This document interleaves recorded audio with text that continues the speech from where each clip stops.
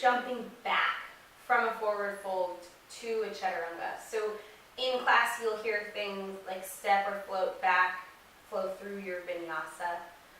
And I'll show you what it's like to simply step back, which is what we're most commonly used to. But then a lot of times we start to jump back.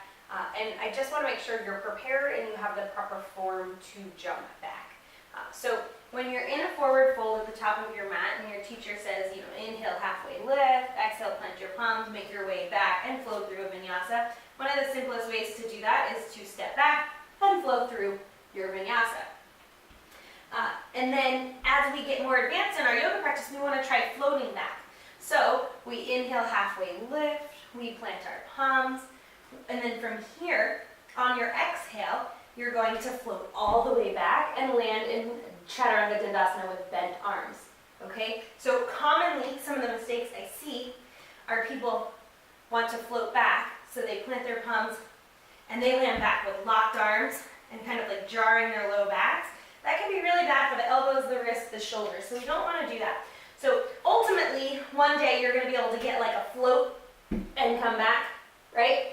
That takes some arm strength, some core strength. So in the beginning, you're not going to feel like you're able to get that float. That's okay. What you want to get is that halfway lift, plant the palms, and then the feet are going to shoot back. And the most important thing is that you land with soft elbows moving towards your Chaturanga Dandasana. If you're starting to learn this and you're unsure, you're going to try to get a little step back, and then you can do one foot and then the other, right? So maybe you don't make both feet all the way back, and that's okay. But you're going to get that movement towards the back of your mat. And the key here is to get the weight over the wrists, over the shoulders, so you're not kind of like back behind your shoulders. So the key is to get that kind of float. So you can even come into your forward fold and just kind of practice floating. You can come standing on a block, getting your hands down, and just kind of practice getting that weight over your hands.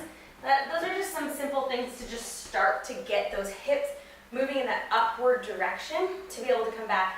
But my biggest takeaway for you here is that I want you to land with bent elbows, soft elbows. You can always press back up to a plank. So if the teacher's doing a flow, for instance, in class where they have you halfway lift, plant your palms, make your way back to a plank, you land with bent elbows, but you need to come back up because they're going to go to side plank or something, that's okay.